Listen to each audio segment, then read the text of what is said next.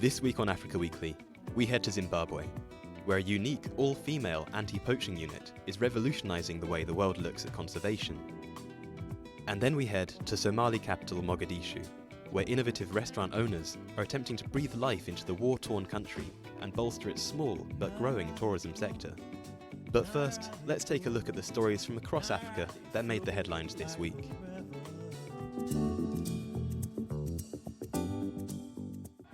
In Benin, former leader and opposition figure Thomas Boni Yayi made a brief return to the country after several months in exile.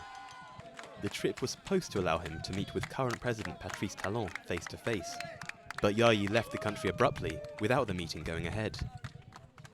Yayi's 5-month period in exile came after he fiercely criticised elections held in April under legislation that effectively banned all opposition parties from taking part.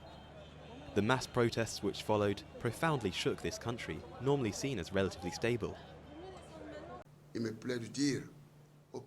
I'd like to say to President Patrice Talon that he is not going in the right direction. I'm deeply convinced of that.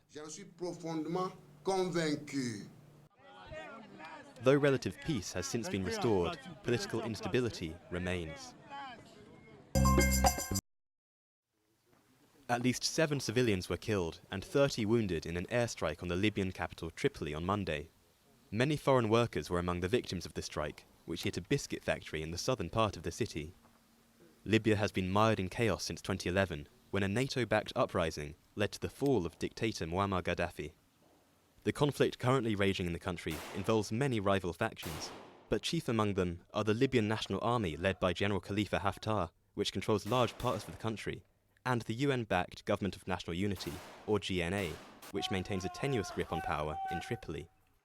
The GNA say that the strike came from the United Arab Emirates, a major backer of Haftar's forces. According to the United Nations, the battle for Tripoli has killed more than 1,000 people and displaced about 120,000 more.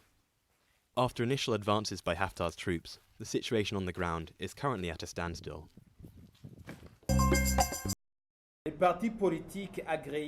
The authorized political parties signatory to this communique have learned with dismay from various reliable sources that Rwandan soldiers crossed the border with Burundi and attacked a Burundian military position.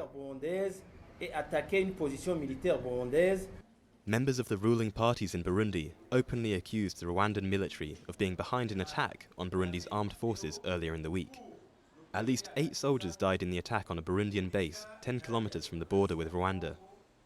Relations between the two countries are tense, with Burundi accusing Rwanda of lending support to Burundian rebel groups, a charge denied by Rwandan President Paul Kagame.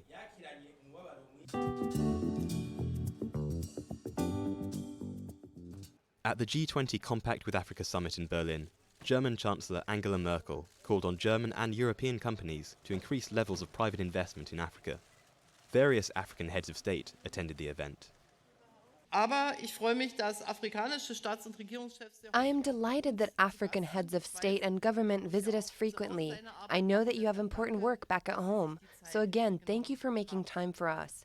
And we agree that, in addition to development aid, we must, of course, make the transition towards autonomous economic recovery.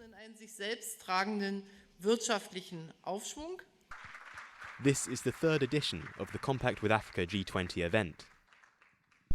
Really showcasing how Africa is ripe for business, for investment, and how far we can go. For example, the partnership we have had, Rwanda has had with Volkswagen, Siemens now coming in, and SAP, demonstrates the competitiveness of the economies of our continent, of our different countries. President of South Sudan, Salva Kiir, inaugurated the nation's first private power plant on Thursday. The plant will provide much-needed electricity to about 30,000 households. This program is the first of its kind since the country gained independence in 2011.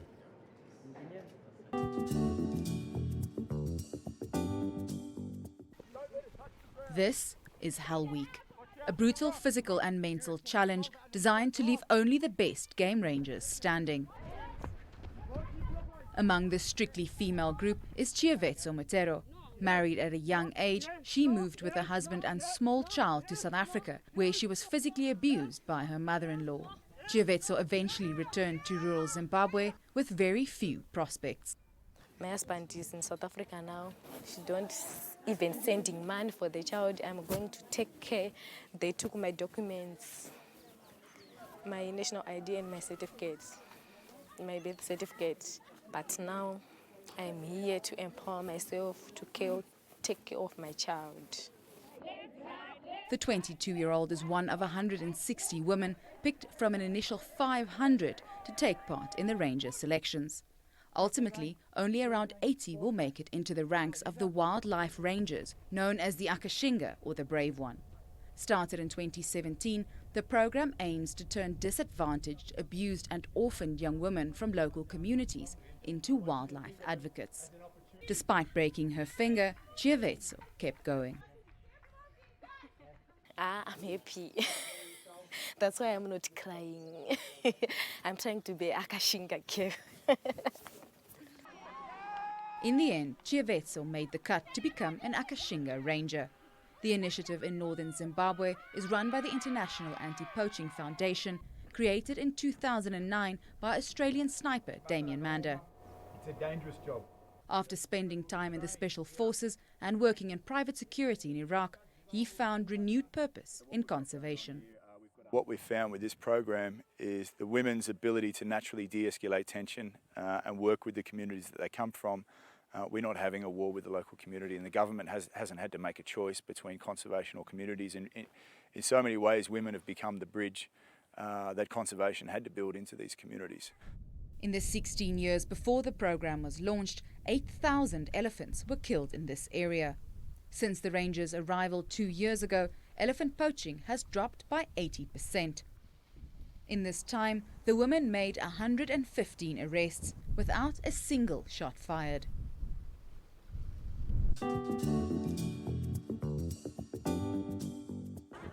Young people play football on the beach in Mogadishu. Others meet with friends to sing and eat together in a park. Despite the ongoing conflict in the capital, Somalis are looking for quiet places to relax. Abdul Qadir Ibrahim fled the conflict to Italy in the 70s, but after 10 years abroad, he decided to return to the country to create his own business, a floating bar and restaurant. When I saw in developed countries that there were boats with bars on tourist beaches, I thought it would be a great idea to create a floating restaurant here too. One of the boat's quirks is that due to a lack of kitchen space, customers need to order their meals 2 days in advance so the chef has enough time to prepare the food. Several restaurants have sprung up on Lido Beach since the Al-Shabaab terrorist group was driven out of the city by African Union soldiers in 2011, bringing many Somalis back to their country. Fadumo lives in England, but comes home for the holidays, visiting her family and discovering the country's new attractions.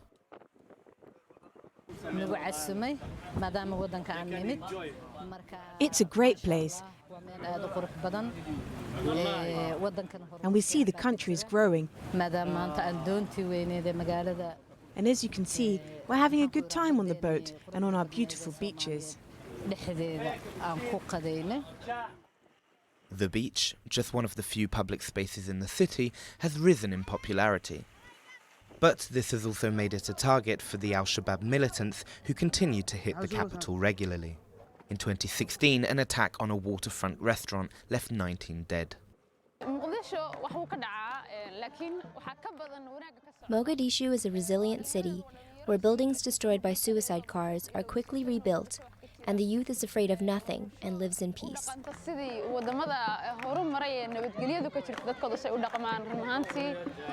Despite tensions, many businesses are emerging in the Somali capital, created by local traders or members of the diaspora. The country is slowly trying to change its image, and it is making inroads.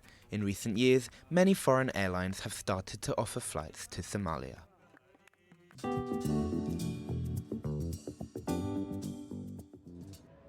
The 41st edition of the Cairo International Film Festival kicked off this week, with the red carpet being rolled out for the stars at the Egyptian capital's Opera House. We have 153 films participating in the festival from 63 countries.